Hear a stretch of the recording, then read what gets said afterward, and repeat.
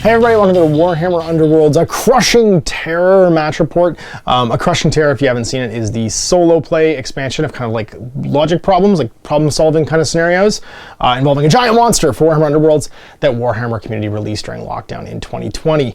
This is my fourth playthrough. I'm going to do the Desecration battle plan one more time, just to kind of check it out. I'm really enjoying the kind of, I guess, the brain teaser aspect of this, where you kind of know the program the big monster's working on, and you have to try and solve it with different tools. Every warband, of course, having its own deck of power cards and various sort of like abilities built in that they can try and solve it with. So this final one is the last DIRECHASM warband. I really want to try it out with Myari's Reavers and go back to the beginning with Desecration. So I hope you enjoy this. We'll show you the warband, show you the table, and get this underway.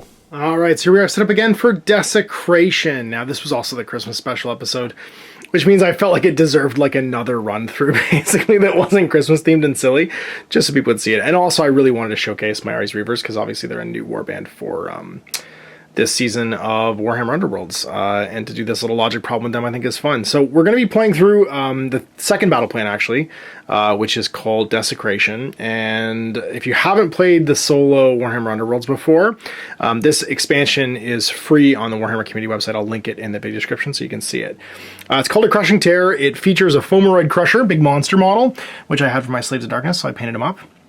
I called him the Fomorian Krampus, because he was like my evil Santa Claus for the Christmas special. But he's pretty terrifying. He has 3 hammers for 3 damage. He only usually uses that when he charges, though. He'll just automatically, with one of his actions, do 3 damage to an adjacent target. And then if he kills someone while he's standing on objective, or if he has them staying on objective, he'll hurl a piece of terrain as a reaction as well, and then automatically inspire. And then he goes from 3-1-10 to 4-2-12, which is horrifying. And each battle plan, and there's 3, has various different sort of like win conditions. In this one, I'm trying to keep all the objective hexes from being destroyed before I die. And if there's some left before when I kill him, then I'll win the game. Otherwise, if all the objective hexes are destroyed, or if my warband's wiped out, the Fomoroid Crusher wins. So getting ready, pick your warband, Myari's Reavers, build a power deck. You don't use an objective deck in this, because the objectives are based on the battle plan. And it's a standard 20-card deck, 10 and 10. Then feature tokens, you have to place as many objectives as you can, not within an edge, not within 2 of each other. So you just go through, you continue placing them, they can't be on an edge hex. So here would be one. And then the final one, if possible, will be on an edge hex.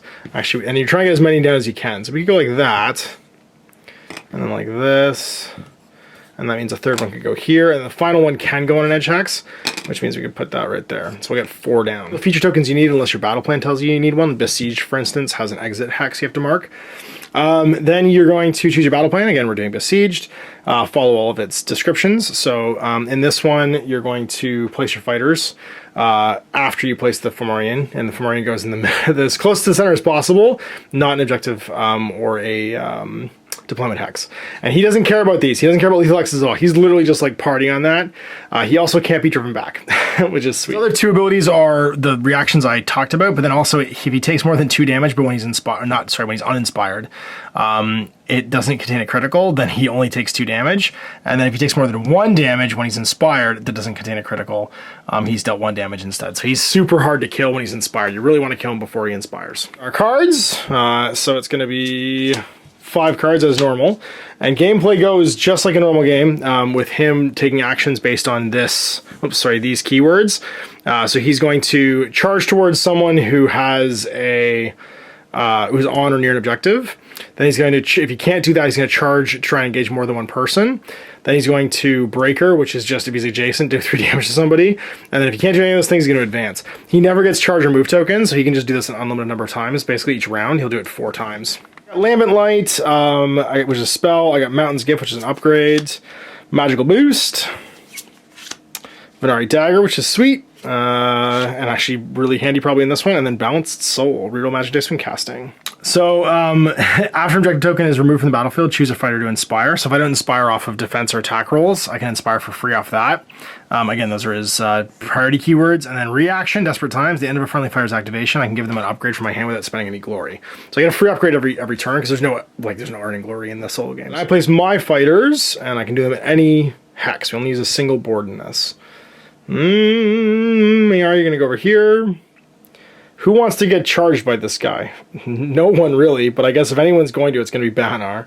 He can go over here, and then I guess you'll sit here because he won't charge you if you're not next to an objective. And then you can watch the wizard. No, you can... actually, I think we need to go like this, because she might live, and if she does, he can swing past her. The nature of this game is it's all about problem solving, because you know what he's gonna do, so you don't just freestyle it basically. And he will take 4 actions just like I do. We'll roll for priority just like normal, and he'll pass automatically during the power step. So let's see who's going first. Rolling for me. I got a crit and a support for the Crusher. Double supports and, sorry, 2 supports and a double support. So I get to go first. So first action. Well, I mean, we know he's coming for her. So she could go on guard as her first action, which I feel is the best option. And then, what upgrade do I want to give her? I can give her boost. Actually, I can't give her boost. I can only give that to Myari. Actually, there's no upgrades to give her. I'll give her Mountain's Gift. She doesn't even have to go on guard. So she could actually just move. I could upgrade her, and because she has her Aether Quartz, which I've already forgotten to put out because, you know, weird tokens that only happen for certain warbands, she'll automatically be on guard. So actually, I can move her instead to here, which isn't a terrible idea. And then she'll go on guard automatically because she has her Aether Quartz. He's sitting on Mountain's Gift then. Alright then, it's going to be Fomoroid Crusher's action 1, and he's going to end up doing the Destroyer action, which means he'll make a charge towards the nearest model that is on objective if possible. And then he can move 3, but he only needs to move 1, the shortest route. And then he'll attack. Got 3 looking for hammers, or 3 looking for smashes, doing 3 damage. She'll die if she doesn't block this. Well, he crit and got a hit. So I think she's dead, even being on guard. Even critting, it didn't matter. Because he got that crit and more than 1, she is pasted. So that immediately breaks this, and then he inspires. So he chucks a big rock. So he chucks a big rock, hurled terrain. It's at the closest, and I can pick. So I think I'll do it at, I guess, Bahar's the one that's the most... like, that's the most terrible. Destroyed object token, so I get to, and it's after it's removed from the battlefield, I get to inspire. So I'm going to inspire Banar now. And it's 1 looking for a hammer, doing 2 damage. He gets a crit. Does Banar stop it? He's got 2 looking for a crit. He doesn't. Straight up takes 2 damage and almost dies. Oh, Banar.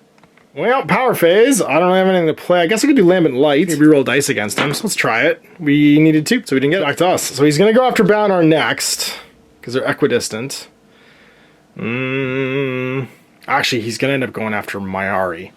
So Myari actually needs to run. And he'll charge, I think, and take a shot. He's going to go 1, 2, and then zap with lightning. 1, 2, 3. No, he could stand... Oh, there's nowhere he can stand, really. He's going to get attacked no matter what. He can stand on it, but then I'll get breakered. He could go 1, 2, 3, 4 to there and charge. Smashed. So there's not a lot of great options here. He can go 4. He can go 1, 2, 3, 4. Nope, that's not going to help him. To there, maybe? Yeah. I think that's... Oh, no, because he'll just get attacked. They'll both get attacked. You can go 1, 2, 3, 4 to here. Don't do Myari, and we just attack with somebody else. Yeah, let's just attack with somebody else. We know where he's going afterwards. We're just going to go with Banar and attack. Looking for hammers. Does 3 damage if he lands it. He's inspired now, though. You got a hammer. Is it blocked, too? It's just super blocked. Well, he's going to go after Myari, then. So flips it and goes 1, 2, 3 and stands over here, and he'll make his 3 looking for hammers. 3 smashes for doing 3 damage. That's a crit and a smash. Oh, he's got 2 blocks. He could do this. He needs a crit and a success. I guess we spend our Aether Gold? Nope. Or Aether Quartz, sorry. So Myari is also dead. At least we get to inspire Sunil. We haven't done any damage to it yet, and it's killed half the party. Man, well, everybody can still do things. It's our 3rd action. He's gonna try and charge. He'll advance, actually, but I don't do anything except for attack right now. So I think I'm just gonna shoot with the bow. So Sunil's got 2 with cleave, looking for Hammers. And if she gets a crit, it's 2 damage. Well, we got 2 successes, and it does cleave, so he can only crit. He gets 1, but he needs 2, because the cleave goes through. And that'll do 2 damage. Got a crit in it, so he can't stop it with his ability. Can't be driven back, though. So he's going to try and destroy her. He can't do that. He can't get adjacent to 2 people, so he can't break her either. But he can actually berserk. So he can't get onto objective while he attacks, but he could go over here and go 1 to the closest. Oh, sorry, he's on objective. He throws another rock. I forgot. He killed Myari. That's gone. I missed that it was still there. So he throws a rock at her and misses. Now he does his 3rd action and charges. 1. And I guess we could try to dodge this. So she has 2 looking for dodges to try and stop this, but he hits her, she's dead. So 3 looking for smash. That's a smash and a crit. She needs a crit and a success, looking for dodges. No, it's a shield. She'll spend this to reroll and try and get a dodge. Nope, she's dead too. Oh, Snail's down. I mean, what can we do? I guess we charge and hope we live and go 1, 2, 3. And hope we don't die from the counter charge. So we have 2 looking for hammers here. And we can do 3 damage potentially. He has to get a crit though. And it just gets a success. And he doesn't block it. So he only does 1 though because he's inspired. Because it's more than 1. It can contain a crit. And so it does a charge as well. And goes 1. And does its 3 looking for smashes. That's a crit and 2 smashes, so we can't even stop it. Last warband member down. Bayonar's dead, and so that's game. The Crusher destroyed us. Oh man, I feel like that deserves a replay. I don't feel good about this at all. It just beat the crap out of me. I got to be able to solve this problem. Let's try a new board. Maybe that was the problem. Maybe that was that. Maybe it's not Myari's Reavers. I did this with the Dread Pageant. I should be able to do this with the Reavers. So I picked other boards, and we'll put down some feature tokens, so see how we can do this. I gotta get as many as we can. So this looks like a good start. And then we can do here. We can do...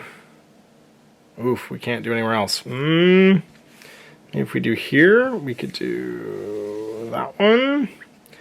Let's just put a 3rd one nowhere. Come on, Ash, you can figure this out. There. And maybe... Nope, that's an edge hex. Then one here, there we go. So we can do that, and then this last one can go here, I guess. Battle band's placed, so again we're doing Besieged, sorry, Desecration rather, and we'll drop him over here. I think we just start Bayonar in range this time. Yep, we'll do... Alien, you'll just die if he doesn't charge you. Alien can go here, or we could go like that. Yeah, I'll do that, and then you could hang out back here. And Myari, are you the sacrificial pawn? I mean, you're not supposed to be, but you could be. Yeah, because I'll go closest otherwise. Because it's Destroyer is charge someone holding an objective, Berserk is charge someone and land on an objective if possible, and then Breaker is hit someone adjacent, and then Advance is just move towards me. So if I put Myari here, he's still going to have to come after... Bayonar. Our starting hand. So we got Surety of Purpose, +1 damage for the first action made as part of a charge action. Channel the River, choose 1 friendly fighter. That remove the fighter's Aether Quartz counters. If you do, push him 3, or push him 1. And then Mountain's Gift. If this fighter has 1 or more Aether Quartz counters, it's on guard. Tectonic Force, push one enemy fighter 1 hex away from friendly Bayonar, or push 1 friendly Bayonar 1 hex towards an enemy fighter. That's a cool one. And then Channel the Zenith, choose a friendly fighter. The fighter is inspired. You can't remove that fighter's Aether Quartz. Then they become uninspired at the end. So, not terrible. Let's see if we can do this round 2. And who's going first? Is it the Elves? 1, a single, and a double. Yep. And then the Fomorian only gets 1 and a double. So we beat it with a single support. First action, see if Bayonar can just do a spike of damage. So he's in range, 2 hexes, 2 attacks, looking for a smash. And he gets a smash. Uninspired, the Crusher gets a block. We can, however, give him an upgrade. So we can Mountain's Gift him, and that'll put him on guard, which is handy, because he needs to not die right now.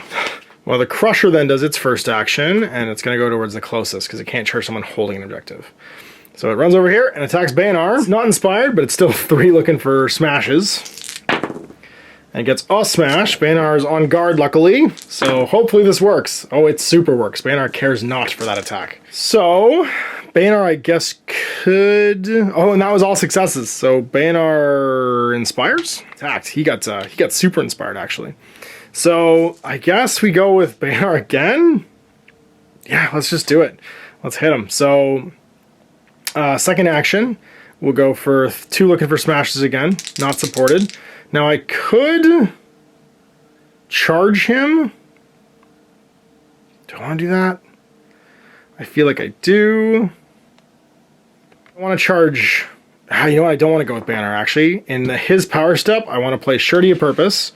+1 damage to the first attack action made by a part of a charge action. And then I want to charge with Aelin to here. She's got 2 looking for smashes.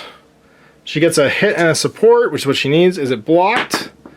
It's not, so that's going to be 2 damage only, though, so this was kind of wasted. And then we're going to channel the river. Oh, sorry, she inspires, because those are all successes, because of the support. And then we're going to channel the river to push Banar to here, I think. Oh, wait, we didn't want to play channel the river. We wanted to play Tectonic Force. That is, pick one, push one enemy fighter 1 hex away from a friendly Banar, or push Banar towards friendly fighter. We wanted to save both these guys. You're going back to here, Mr. Crusher. What am I doing? You're going to here. I don't want to inspire you. And then we play Channel the River. And choose one friendly fighter. You can remove that fighter's Aether Quartz to push him 3, otherwise push him 1. We're going to push you, Aelin, back to there. He's going to take his second action, and he can't destroy her, so he's going to charge the closest to here, taking the shortest route possible. And he's going to attack Banar again. Get an objective X. Banar's on guard because he still has Aether Quartz and has Mountain's Gift. Oh, I could give Aelin... I didn't have an upgrade to give her, never mind. So it's 3 looking for smashes. He gets a crit and a smash. Liv, Banar needs a crit and a success. He gets it because he's on guard. One of these fools is going to die now. I think it's going to be Aelin, but we're going to just attack with, I guess, Banar. 2 looking for hammers. She has Cleave, but she only does 2 damage. Yeah, but her hit rate's higher, and it would just be more consistent, I think, if we did her. And she's about to die, so let's have her go. Get him. 1 and a support is 2 successes, so he has to crit to stop this. And he can't because he has Cleave, so... Or he can't succeed on anything else because of Cleave, so he takes 2. The Elves' third action. Channel the Zenith, choose a friendly fighter. That fighter is inspired. This doesn't really do anything. So I think we just... hang on to it and dump it at the end of the turn. And it's third action for the Crusher. And he's just going to paste her. Adjacent, so he can't destroy her, he can't berserk, he just goes right to break her. And she does. Him off the objectives at least, so he hasn't inspired. That's all we can really do. So it's 4th action for the Elves. He's going to die after this. We just got to hope that he goes down swinging. The crit, otherwise he's dead. He gets double successes, so it's only going to be 2. And it does not dodge. It's up to 6 damage now, and then it just breakers again and kills Banar. Aging the Archer, all that's left. Oh man, so ditching this for 3 new power cards, or 4 new power cards, 5 new power cards. Heartsman Amulet, that might keep somebody alive, that's handy. Mountain Stance is going to be +1 damage to its range point on 2 attack actions if it has a move or charges. Untouchable Pride of Light, and then the last one is going to be the Myari Dagger. Mountain Stance isn't going to do anything for it, but the Heartstone Amulet could keep Sanela alive. And with the Myari Dagger and Flicker of Light, that might all be good. Well, new turn, so new action step, and we really need to go first here, because we have to do 4 damage before it kills all of us. So, Elves get a crit and a double, or single, sorry, and then the Crusher, a crit and a double, so the Elves do get to go first. Well, I think we have to do this, so it's going to be... I guess we go... You... we need the Hearthstone Amulet to live. Unless it misses us. Now we go with Sanela, and we're just going to attack. 2 dice looking for hammers, but a crit will give us Cleave. We got double successes at least, which means she inspires the end of this action. Does he block with a crit? No. 1, 3 to go. And she inspires because of the 2 successes. So we can give her the dagger if we think she's going to survive, or the amulet for when she gets breakered. I think we give her the dagger now, because this could, if she survives, this just kills him. But then, yeah, because she won't activate again between now and then. The amulet will mean that I just gotta hope for the dice. Flicker of Light if somebody dies. Their first action for the Crusher, he's gonna go after the closest, so it's gonna be on her. It's 3 looking for hammers on Sanela.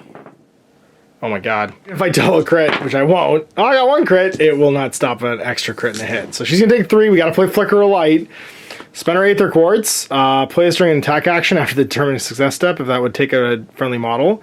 If we roll a Lightning Bolt, remove that fighter's Aether Quartz counters and the combat sequence ends. Lightning Bolt, bam, got it! I mean, we knew that was the risk, and now we have to crit back with our second action. And if we do, we kill it as long as we crit, because he can't stop the crit. It blocks back. So it's 3 dice with the Myari Dagger. Does she shank him? All right, Snail, the 2 combat folks couldn't do this. You've been training for this all week. You gotta solve this problem for me. Give me that crit.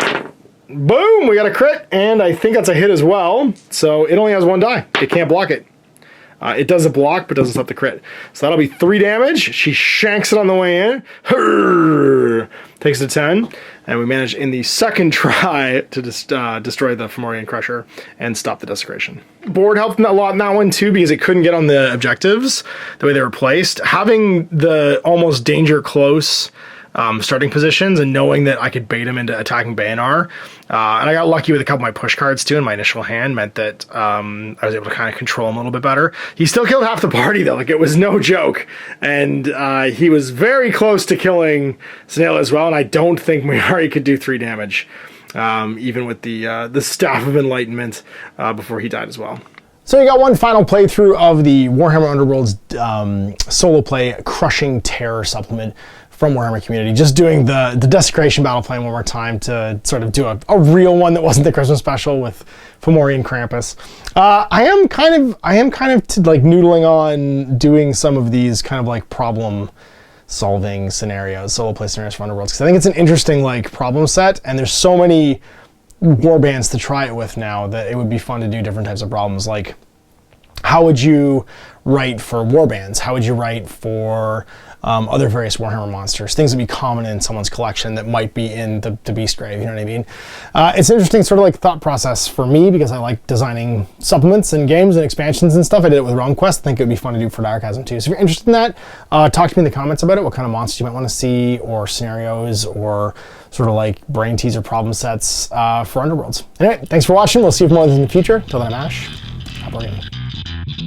I hope you enjoyed that video. If you want to support the channel, of course, like and subscribe and hit the little bell below so you get notifications when I post future content. I do post stuff 7 days a week. If you want to support the channel further, you can, of course, buy a t-shirt through Spreadshirts, buy a measuring gauge or objective markers from Deathray Designs, or, of course, most importantly, there is Patreon. Patreon is what makes all this possible, keeps the lights on, pays for the studio costs, pays for the equipment, model costs, and everything else, and most importantly, puts food in my kids' bellies and a roof over their heads. Big thanks to everyone, past, future, who supported me. I do this stuff because of you guys, and of course, I will continue doing it as long as I can.